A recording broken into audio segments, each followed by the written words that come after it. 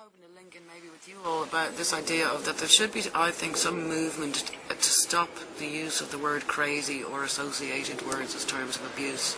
I think it's a really terrible thing in this world that actually crazy is the term of abuse. Well, it's better than being called a witch, like I was saying. Well, yeah, but I mean, you see, what I don't like is, well, I'll try and keep things very brief, but I was misdiagnosed, and there's an awful lot of issues about to come out over the issue of misdiagnosis of mental illness. The D5 diagnostic book is about to come out, which is about to cause a whole lot of trouble, because it's making very clear that the previous D books have been quite mistaken in how they've gone about making. Okay, let me just say, those are the books where, you know, a doctor looks it up and says, you have depression, you have ADHD. Yeah, so those are the books that are called the D series. Yeah. The diagnostics. And there's always, like, they're on episode 5 now. Well, no, they're on episode 4, but they're about to put out episode 5, right. And apparently there's going to be chaos when this thing comes out, because it's saying exactly what happened to me, in particular, that what's happened with an awful lot of people is that people who are suffering from post-traumatic stress disorder, which I do, are being misdiagnosed with bipolar disorder, and that's what So they said you had case. bipolar. Well, this is how my diagnosis was made, and this is Ireland, and welcome to Ireland, and welcome to Sinead O'Connor's world. How my diagnosis was made was highly, very dodgy, right, where I had a baby. I had an affair with a married man, we sometimes do, and I had a baby, which I'm very happy about. At the time, the father didn't want to be involved with the child. He is now, thank God, and he's a lovely, lovely man. But at the time, he was adamant he wasn't going to be involved with the child, and I became very depressed about this. I also, at the time, I wasn't working, so I had been looking after the kids for a few years. I had, at that stage, 3 kids. I had no nanny or cleaner. That's enough to drive you nuts. And I just became, after the child was about 5 months old, I was depressed postnatally, really, and I was exhausted and tired, and I was very, really, really terribly distressed that this man wasn't going to be in the child's life, and I felt somehow this was my fault, you know, because I had been angry at him and all these kind of things, you know, and so I just got terribly, terribly depressed, really, and in a way that I had never been depressed before, and I had issues with depression because I came from a very bad childhood. I came from an extremely barbaric child abuse situation, so that's why I suffer from post-traumatic stress disorder. Twitch. But I always since you were a kid. Yes, yeah. But in what way? Like if you hear something, usually certain things, certain smells, maybe things, just certain things can push that remind buttons. you. It wouldn't even necessarily remind you, but that you'd just be quite wounded and sore in certain areas and quite vulnerable in certain areas, and certain types of people you might attract that you shouldn't, and the low self-esteem you can't get out of your little thing, the whole, it can create kind of emotional. I suppose I would be somebody who over the years would have had emotional problems, not mental problems, but that is emotional. But it wasn't a chemical thing, if you understand what I mean, or if it was because it came. So what's the difference between post-traumatic stress disorder and then you're flipping into? To me, it's the same thing. Well, but it is, except for that there's no need for someone who isn't suffering from bipolar disorder to be taking really heavy antipsychotic medication. So somebody said you had bipolar? This is what happened to me is I went to the doctor after I got depressed there after the child and this, that and the other. I went to the doctor. I go to the doctor in Ireland, and it's because it's me, and I say, look, I'm feeling suicidal. I said, that's not me. And I said, I never feel like that. I don't, I know there's something wrong. And it was actually kind of funny. I laugh about it now, but when you're feeling kind of depressed, like I was looking at trees, and instead of a beautiful tree, I see something I could hang myself on. Do you know what I mean? Everything in the world became, I know. Could I? You can only laugh with another person. Which is quite funny, actually. So I said this Cars to the doctor. take on a whole new meaning. Yeah. Like, can I get under that bonnet? Yeah. So I said this to the doctor. I said, trees have stopped looking pretty. Like, do you know what I mean? They look like something I can hang myself on. I said, this isn't me. It's not normal. I'm actually quite a funny, silly, happy person. Do you know what I mean? So in front of me, he rings the local nut house. Forgive me for calling it the nut house, but we can all share the joke. And in front of me, he says, I've got Sinead O'Connor in my office. Now, remember, this is in Ireland where I'm a controversial kind of female because I'm not behaving apparently like an Irish female is supposed to behave. So I'm kind of threatening over the years, not meaning to be, but, I'd be a controversial kind of character just because I'm not in the roles that Irish women are supposed to be in. I would say no. So, So your man rings the nut house. I've Sinead O'Connor in my office. She says she's suicidal. What do you think? They chat away from it. He puts the phone down in front of me. He goes, the guy at the nut house said, well, from what I read about her in the papers, I'd say she has bipolar disorder. Over the telephone? Yeah. So that's how the diagnosis, And then which was they gave never you an the- actual diagnosis, was made. That was it? They gave me the drugs. I said, great. I said, half of me was appalled that they did such a thing. The other half was just, I need to go home and look after my kids. I couldn't wash the dishes. The way I felt at the time, it was, the way I described it to the doctor, it's like I ran to a friend's house with my baby. I couldn't go home. I got another friend to stay with my other kids. I said, the way it feels to me, if I open my front door, there's no floor. That's the best way I could describe it. That's I a open good the door, I description. go in, there's no floor. I can't stand to wash the dishes. I literally cannot stand up. I can't go to the fridge. I can't do anything. So I was like, give me the drugs, great. I go home and look after my kids. Never thought about it, you know. But half of me was like, really quite wounded that it was made in such a dodgy way, you know. Yeah. But I was just so grateful that somebody said, right, take that and you'll be fine. Yeah. You know. So I took the drugs and everything for a few years, and then How many years? I actually took them for 8 years. And then what happened was, after a few years, it began to dawn on me that in Ireland, and we were talking about this the other night, in Ireland there's this terrible culture of, and perhaps it's worldwide, of, you know, we all seem to think the doctors are God. You never question the doctor. It's like the priest, you never question the priest. But, you know, well, the next step is doctors. So it's a bit like in Ireland, if the doctor says black is white, then black is white, you know. And they dole you out these drugs. They don't tell you the side effects of either what are going on them or coming off them. Yeah. They're very heavy meds, you know. So anyway, I was on the drugs for a good few years, and then I noticed that actually I was still having some of the problems that I was having before, which were emotional issues, you know, sadness, I would say, more than depression. I was just very sad because of how I'd grown up, really. I hadn't healed. Now, I'd say I have now, but as I was younger, when I was growing into that point, I was just a sore-hearted person, you know. Sore-hearted person? Yeah. You know. It's such a great expression. Yeah, for good reason, like, Yeah. you know. And even I say with anger, you know, I always say anger is like a fist of tears, isn't it? It's made out of tears, it's just a big bowl of tears not cried, you know. So even when I was younger I was angry, but it was really to cover tears. And the more when you're a little woman, isn't it, when you're a little female. Yeah, you get when like you're little vulnerable, Hitler. You've got to act tough, like little dogs always act tougher than big dogs. Just, you know, I always say I couldn't afford to be a poppy in a tsunami. I had to be a football, do you understand what I mean?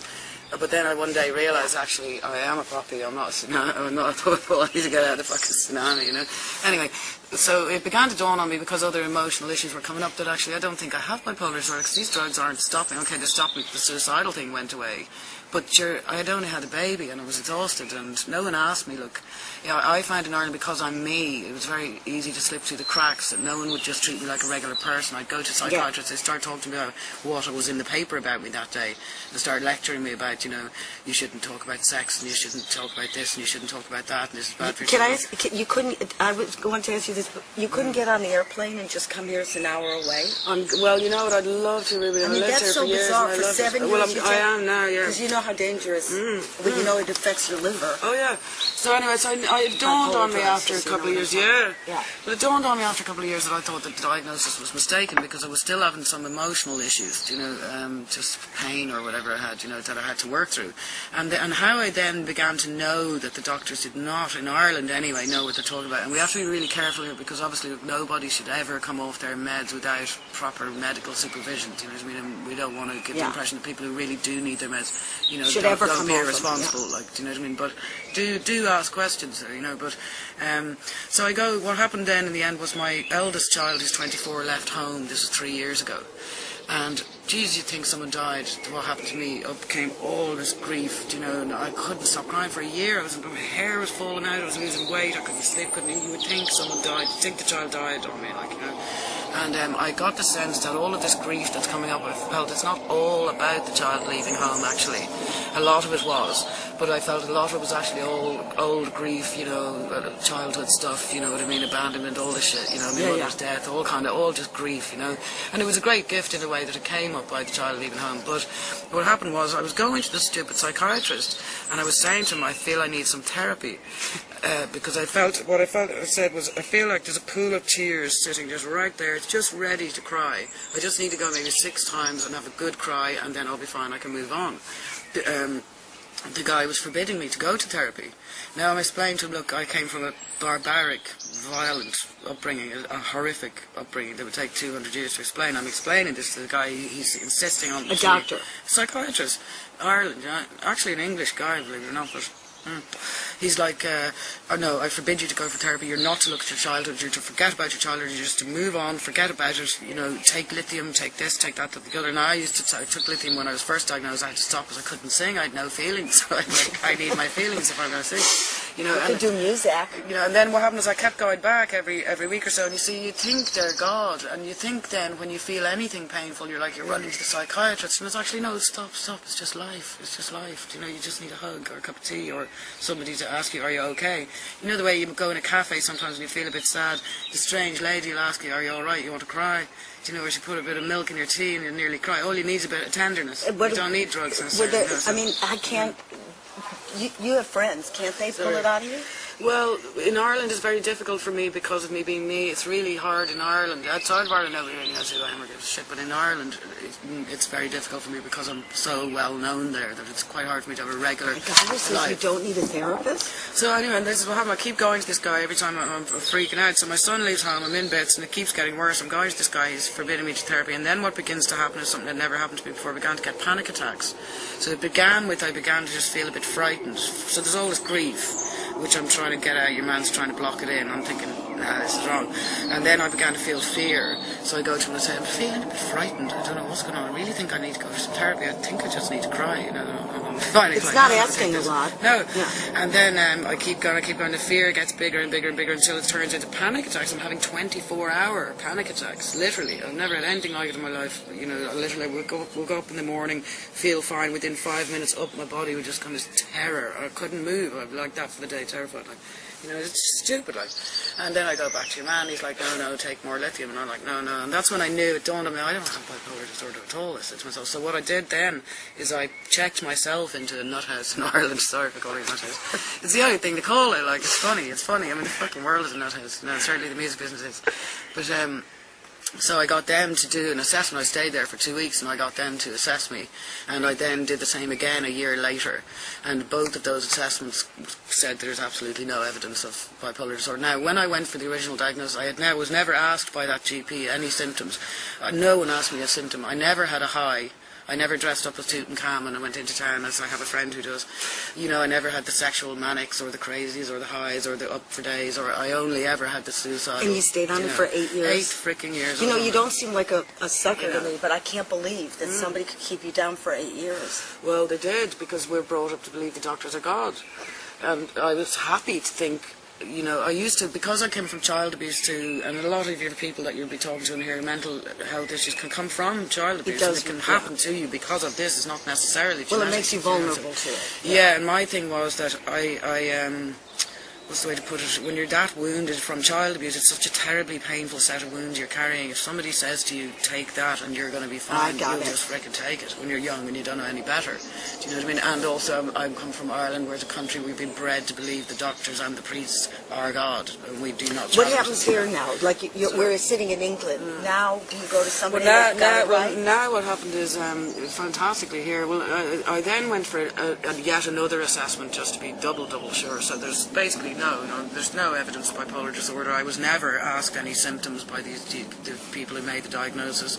You know, it was purely made on the fact that I'm Sinead O'Connor, I'm not behaving myself, what they read in the paper about me, you know what I mean? Are we in a backwater here somewhere in Ireland, or is this a big city? Ireland is... I know what Ireland is. Dublin, but the whole country, as I said when I wrote you, look, you know, it's a very backward country, and I say about me, look, I'm a 21st century woman, I live in a 15th century country. Right, and certainly medically speaking, it's dire, and certainly when it comes to psychiatric health, it's dire. But there is too much of this thing of, you know, I think loneliness is what causes a lot of trouble for people. People are lonely as all, you know. And a lot of people go to the doctor feeling sad. The doctor gives them drugs and sends them home. And actually, it'd be better to introduce them to a group or a social life. That's what we're trying to do. Or whatever, you know, that kind of way. Well, that's what I mean. Why didn't you meet anybody else and say, you have bipolar, here's my symptoms? Well, no, do you know what? All I ever met was people who said to me they didn't think at all that I had bipolar. None of my family, no one who knew me, no other doctors who actually knew me felt it, you know. Right. So then I just decided to take the thing into my own hands. Now, I was responsible because I knew I shouldn't be irresponsible, because it's selfish not to take your meds if you are ill. God, you're a good girl. Do you know what I mean? You've got to consider everyone around you. Being a little too good. Well, you've got to consider everyone around you as well. Do you know what I mean? And you want to be well. Do you know what I mean? And I was always someone who was very diligent about recovery from my childhood and this, that, or the other. And I was lucky I had the money to go to therapy. Quite frankly, poor people have no bloody money. But they wouldn't give you a therapist. Which is another issue, you know. I believe our birthright is joy. I believe that's our natural birthright. So if we're not joyous, there's something on us that we need to fight. 8 years, that's what I can't So believe. 8 years, and what they don't tell you, the side effects going on the drugs. And when I came off the drug, then the other thing that happened was I began to get pressure on me about being overweight from the drugs. Horribly, in this world, there's all this pressure on all women, and especially those of us who do what we do for a living, we're supposed to be skinny, which is bollocks, but there you go. No, that's one of the great gifts of bipolar drugs. You have a look of pregnancy. Yeah. Then I go to doctor, this psychiatrist who's a horrible bitch that I was going to, starts lecturing me about, she's real churchical, and she doesn't like what I stand for, that I've been fighting the church, and she's lecturing me about writing about sex and this, that and the other. But then I say to her one day, look, I'm sad because everyone's giving out to me about being fat. She says, oh, we'll take you off the drugs then. I'm like, well, why have I been on these drugs? Do you know, what? So she took me off them, and I left her because she at the same time was giving me a series of bollockings about fighting the church, which I thought was terribly irresponsible of her. And I left, and this is still Ireland. Yeah. What's happened since you're here? Well, I don't live here in England. I live, You're going back sadly, to this? I live in fucking Ireland, yeah, but one day I'll come back here. I did live here for 20 years. But, Do you think it's that different here? I mean, I know I that do. Well, everybody that's what I was you going hit to was get crazy. to. Yeah, well, that's what I'm going to get to now, is that then what I realise is I'm screwed in Ireland. I can't be seen as a regular person by a doctor because they're seeing Sinead O'Connor and all the projections and preconceived ideas they have about that. So I can't just get a straight set of answers. You could at least say I'm not bipolar. You can give me everything Well, else. I came finally off the drugs slowly with your one's permission, but again, she didn't tell me the side effects. Now, this doctor that I was going to was sued successfully by a woman who was pregnant, was given meds by this doctor, was not told the side effects, and the child was born with some very severe physical problems, and the doctor was sued for £500,000. This woman wasn't told the side effects. I wasn't told any side effects, nor was I told the side effects of coming off the drugs. So I came off the drugs very slowly, but I was then left to my own devices, basically. Now, what can happen is coming off these drugs is terribly difficult, and you can, in fact, sometimes develop some of the symptoms of the illness that you didn't have while you're coming off them. So you're like a shipwreck for 6 to 9 months, like a maniac, basically, just trying to get clean off the drugs. And now the only problem I have is I'm happier than I ever was on the drugs. You know what I mean? Like, even when I go through troubles in life or whatever, they're normal troubles. You're off everything? I mean? Yeah. Yeah. You think that can stay? Because that's the $1 million question. Oh, for me, it can stay, yeah. Now, the only trouble I do have, and I wouldn't mind if anyone has any help about this, but I was on, and again, now the doctors are telling me the doses these fuckers had me on of drugs was toxic doses on 400 milligrams of Lamictal and 200 That's milligrams the one that of makes you sleepy. Amitriptyline is the one that make me sleepy, 200 milligrams. 200 milligrams, these are toxic doses. Why was I on them? And they took me off them like that because I said I'm fat, and then they're telling me I don't have the illness in the first place. Well, why am I on them? So now what's left with me, the only thing is I can't sleep. My stupid body has depended on these drugs for 8 years to go to sleep, and I cannot go to sleep now unaided, which is really quite difficult. So what do you think what do you think can be done? I mean, well, now what I've done is I was directed here. It was actually an American. I love Americans. I really fucking love Americans. Well, they're crazy too. Well, do you know what though? Americans are the kindest people on earth to me. I just think they're the kindest people you could meet as American people. And what happened was I actually met a gentleman at the American Embassy in London. I went not long ago for my visa, and I ended up having a conversation with this man who runs the embassy in London. He was a wonderful, wonderful man, a young man, which is astonishing as well, younger than me, to think, Jesus, a man younger than me has actually changed my life for the better. I ended up having just a conversation with this man, and he knew of me and a bit about me, and he knew that I had written that there was a time where I wasn't sure if the diagnosis was bipolar or post-traumatic stress and that.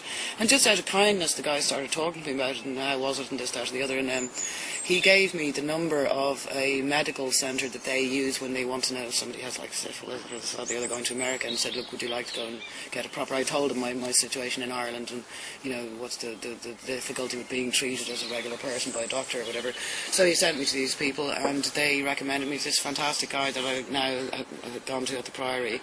And really, I'm only going there to learn to sleep, actually, or to find out if I can do something about sleeping. As far as post-traumatic stress disorder goes, their attitude really is like there's no drugs for that, and there's no need to take drugs for it. You just need to learn who is okay to be around, who's not okay to be around. When you suffer from post-traumatic stress and or you come from abuse, you're the kind of person that you're so wide open, sensitive, and probably being a singer as well as the same. But if I, for example, if I sit beside a drunk person, I feel drunk. I don't drink.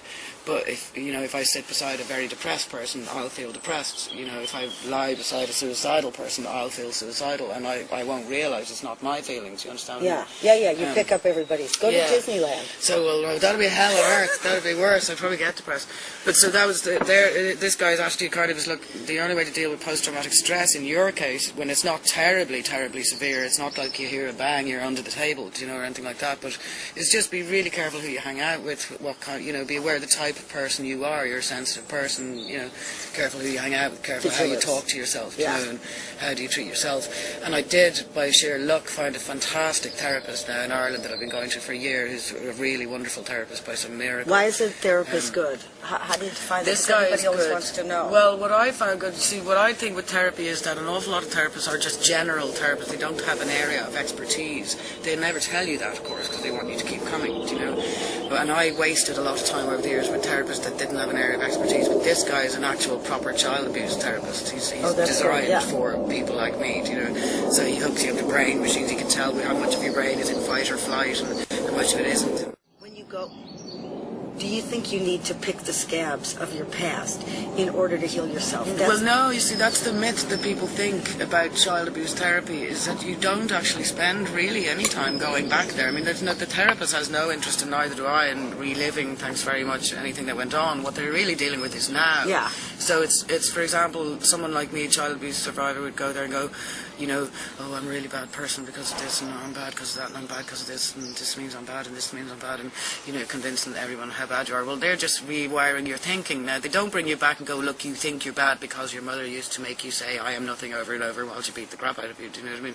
That you don't have to go back and relive that, do you know what I mean? But it's just about reprogramming your thinking. So all this guy does is tell me what a wonderful, amazing person I am, and how it's great to be me, and how God made me exactly as I am, and I'm a 1 in a 400 million chance, and I'm just absolutely perfect and glorious exactly as I am. That's all they really should say. Yeah, so you should never actually come out of a therapist feeling like shit. That's what a lot of people say, saying, I've been with somebody for 2 years, and I'm still, and I go, get out of there. Well, this guy changed my life, and there's an awful lot of wankers, and I've gone to a lot of them and all, and it's a bit like every business, do you know what I mean? But this guy is just fantastic. So, like, with therapy, I would recommend you define your issue and find an expert in that issue, do you know what I mean? But also make sure there's a relationship, because if you don't like the guy, he's reshaping your brain to think it's your fault that you don't like him. Well, and also, for me, I find too that if you're a person who's at all spiritualized, you're better with a therapist who is also. An awful lot of interesting thing about therapy is the Freudians, for example, when they translated Freud's work, every time he used the word soul, they changed it to mind. Right, they took out the spirituality, and I found I could never quite progress with a therapist who didn't have any spirituality. We're over Freud anyway. So, God bless him for the 18th century. But what I was going to say now, the 8 years that I had, living as a person who, as it turns out, mistakenly, but a person who believed and who other people believed had a mental illness, was a very interesting experience. And I really feel very strongly out of it about this thing about, we should cease this thing of using crazy as a term of abuse. Because what I found was, and I know a lot of people, millions of people find this, if people think you have a mental illness, they take it as a license to dismiss everything you think, do, say or feel. Because why do you think? Because you're mental. Yeah, but why? What's so scary about being... It's just culture. It's our culture. It's just the way we've been. Do you think that there'll be a time when somebody will say, actually, the most important... Well, I think we need to start this, and I think what you're doing with Black Dog, I think is terribly, terribly important. Really, very, very, very important. And I think a campaign does need to start where it actually becomes illegal to use these words as terms of abuse, in the same way that you cannot sexually discriminate and say words that are insulting to someone's before you get to the words, the fact that it's on your CV, if it says, illnesses, you go cancer, whatever, that's okay. Yeah. Even, AIDS it shouldn't be held against a person that won't they have get an a illness. job. Yeah. No, it should never be held against a person that That's they have where an we illness. are. And I mean, Ireland is a terrible country. I mean, when I put myself... I wouldn't say that, and you're going back in a few I couldn't give a shit. Listen, English, come back. We fucking want you. We're sorry you left. I'm sorry you left. I am. We'd be better off. I am. It's true as God. I have no shame about it. I don't care. But the way I see it, look, Ireland, I think, is probably similar to certain African countries, like where there's a stigma all over the world about mental illness, but in certain countries it's just you're a pariah if you have a mental illness, And and people love to take the piss out of you. And in Ireland, for example, when I went in for my assessment, when I put myself into hospital to establish if I had the illness or not, there was a poor woman, God help her there, only about 35. She sliced her arms to pieces, you know, deep gashes all down her arm. What happened was the poor girl, she lived down the country in Ireland, her mother died of pancreatic cancer, and the night her mother died, this poor woman just freaked out and sliced herself to bits and all, but she was from down the country and she was stuck up in the hospital in Dublin, but she couldn't go back home because everyone knew what she had done, and she couldn't return to the town that she lived in or take her job back around because they were all like, we don't want anything to do with this crazy bitch, you know. Pure that it was her grief was all her. She lost her mother. And Ireland doesn't. Such a passionate country. You know, we you learn think so understand. much. Exactly. But also in the world too, they teach all bullshit at school. All the shit that you don't need. They teach you nothing about living. Do you know what I mean? How to handle feelings, how to have relationships. Do you know what I mean? So what this poor girl, it's not her fault. She didn't know how to handle her mother dying. She didn't know any better. Do you know? And as I wrote to you. I had a letter from a man recently in Ireland, and this is typical. A 68-year-old man who wouldn't even identify himself wrote to me saying that he takes antidepressants. He's been taking them for years. His children are in their 30s, and his children and his wife do not know that he takes the antidepressants because of the stigma. He's afraid to even tell his own family, do you know what I mean? And that's the way it is in Ireland. So if people think you have a mental illness, they'll use it as something to hurt you with. So that then we have a terrible suicide problem in Ireland, particularly among young people. But it's partly coming from this culture that people don't feel safe to go and tell anyone they're feeling suicidal because it'll be used against you. It won't be used to help you. And now I think that's really awful, partly because, look, I was raised by my grandmother to believe that, look, you don't mock the afflicted. You know, you don't stare at people who are different, and you do not mock people for their afflictions. So to me it makes no sense at all. I'm someone who I've spent 25 years in the music business being called crazy as a term of abuse and treated like shit because I'm perceived as crazy. You know, and I'm thinking to myself, if these guys really believe I'm crazy, why are they being horrible to me about it? Do you know? Why wouldn't you be nice? Do you know what I mean? Yeah. So, you know, I think something you would needs help to happen. a disabled person over a puddle. It's like, you know, so I think something needs to happen in the whole world really about, you know, look, hold on here a second, it's actually not okay to use crazy as a term of abuse or to use a person's mental illness against them as a way of dismissing the validity of what they think, do, say and feel. Do you know what I mean? And then it's about defining what the hell is crazy. Anyway, do you know what I mean? Well, I agree with you. The word depressed is actually only used in the English language. When somebody has what we call depression in India, it's a physical word. Yeah. It describes, because they don't understand mental and physical are the same thing. Spiritual and emotional. You know, your hair gets depressed when you have an illness, doesn't it? Yes. Your body, your skin is different, but depressed means, oh, I'm sad because, you know, I lost my, you know, whatever. But see, I think too, look, we're in a whole lot of crime. I mean, we could talk for 100 years here, obviously, look, but there is a certain aspect of all of this that I think the spirituality actually comes into it, because you've got, look, I think God didn't make more than one of us for nothing. Right, well, we're put on this earth to love each other and care about each other and keep each other company. I think it's a mistake we live in houses, quite frankly. Do you know what I mean? We're lonely, everyone's lonely, which makes no sense at all. So then, you know, you've got spiritual problems which are causing, for example, you know, I don't know, say that girl that was in the hospital, her mother died and she chopped up her arms. Now, I mean, she has a spiritual problem. It's not particularly a mental problem or a mental illness. Do you know what I mean? She needs some help and some love and but some everybody caring. does. Do you know what I mean? Exactly. But there's an aspect. I'm not talking about religion or God or any of these things, but I think it's a mistake that we live in this world where there's sometimes just no reference to our spiritual condition. And is there any way in which we can heal our emotions through really engaging ourselves spiritually and healing our spirit? Well, if you think saying mental is embarrassing, spiritual is really awful. Well, isn't that hilarious to me? Really, I think it's hilarious that the proof that religion has failed is that people think you're mad if you believe in God. I think that's hilarious. You know what I mean? It's hilarious. But I think, like, say, in America, for example, if someone asked me recently, I was doing an interview for a gay magazine, they were saying the kids there are bullying each other, you know, kids are killing themselves because the young kids are coming out and their friends are bullying them. And I was thinking to myself, it's a mistake that they have they took God out of the schools altogether, but they should have just a spiritual time or something, because there's no conscience, there's no moral conscience, there's no one thinking, well, I better not steal that chocolate bar. Or emotional intelligence, let's but just even think about that. But that translates into this psychiatric world and this world of mental illness? Is it really mental illness, or are you upset, or are you a bit spiritually upset? Do you need a snuggle?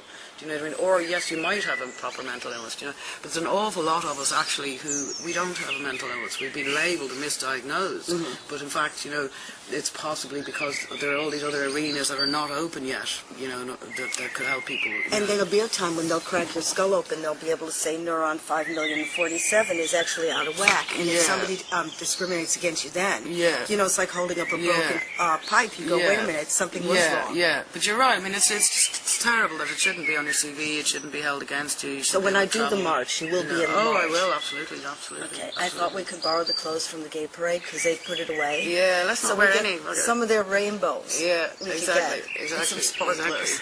But I really do believe it would be good to start this movement about banning the use of these words as terms of abuse, because it doesn't help. And then you've got to think of your younger people, do you know what I mean? And you do have your young teenagers and this, that and the other trying to deal with I think for me, and, it's the first thing is saying this thing really exists. Then we'll worry about the linguistics. Yeah, it's to which say thing exists. That seriously, mental illness isn't just, you know, because it's not your imagining. I'm thinking it's actually like having, you know, we had a woman in the audience who had cancer and depression, and we said, which one's worse? And she said, the depression, because with my cancer, everybody can see I'm ill. Yes. So, you know, let's live in a world where we got this right. Because the agony of depression is just as agonizing as having a leg removed. Yeah, but also, like I say, I found that, and I'm sure an awful lot of people have found this, that if I, for example, often, you know, I find myself in a situation because of what I do for a living where I'm with someone who's actually really disrespecting me. And I would calmly say, actually, this is not acceptable the way you're speaking to me, and, you know, this isn't acceptable at all. And then they go, oh, you're just being mental, why don't you go to your psychiatrist? You're just in a mood, you know, that way. And that was, no, I don't. But I think that's the experience of quite a lot of people, that if people think you have a mental illness, or if you do, they use it as something actually to hurt you with. Do you know what I mean? And they can disrespect you, and when you stand up for yourself, even gently, they'll just disrespect you and go, oh, you're just mental. Do you know, that kind of way? So it's like... But you're like the girl in the playground who's been tortured by it, you know? It's like somebody got you with a brand. I did find... And I don't think it's Irish. No, there's something about you that makes people want to go like this, and I don't know what it is. Well, it is Ireland, definitely, but partly it is. And then, you're too sassy for this world. Possibly, I don't know. Well, no, I think it's turning around now. Outside of Ireland, I get treated very respectfully, and even when people critique things, they actually do it in a way that's not abusive. Yeah. I don't mind when I'm in England. Would you just leave? You can bring all your kids. I can't, because the fathers of kids, you know, they need to see their dads. Well, and you put them on an airplane. It's only how many dads are we talking? You can get them on. You can do a package deal on a plane. I'd love to, but like my daughter's 16, all her friends are there. You know, that kind of. I'm going to get myself a room here. I think. Yeah. But what I find outside of Ireland is fantastic. Like even in England, like okay, they'll write, you know, yeah, she's crazy, just that, you know, but they say the same stuff, but in a way it doesn't hurt. I can go, yeah, that's fair enough, and then they go, yeah, but who cares? Her record is great. Do you know what I mean? So that's kind of somebody in the audience the other night at the gig went, who cares? She's fucking crazy. She's a genius. You know, that's so flattering. Like that. You should get a T-shirt. Yeah, exactly. I'm crazy, but I'm also a genius. Exactly. That's not a bad piece of marketing. Well, some psychiatrist years ago said to me, you know, sanity is only insanity put to good use. You know. Which I think makes a lot of sense, you know. Was he Irish? No, he was American. You're in the wrong place at the wrong time. Yeah. But yeah, it does exist, mental illness, obviously, but also there exists, and I do think it's important, it's misdiagnosing of people. Yeah. You know. Look, it's not like when you open it up, there's jars of soup, and we're either tomato or, chicken noodle. Yeah. So it's a whole potpourri of what's wrong, but it certainly isn't because you're acting wacky. Yeah, or because you're just a crazy bitch, or a moody woman. You decided to have a crew cut at age 15. Yeah, or that you're just a moody woman. that is nuts. When you're a woman as well, people do a lot of this, oh, you're just a moody woman stuff. Do you know what I mean? Yeah. You're not supposed to stand up for yourself and all this. I wish I saw your gig on Saturday. You have to come to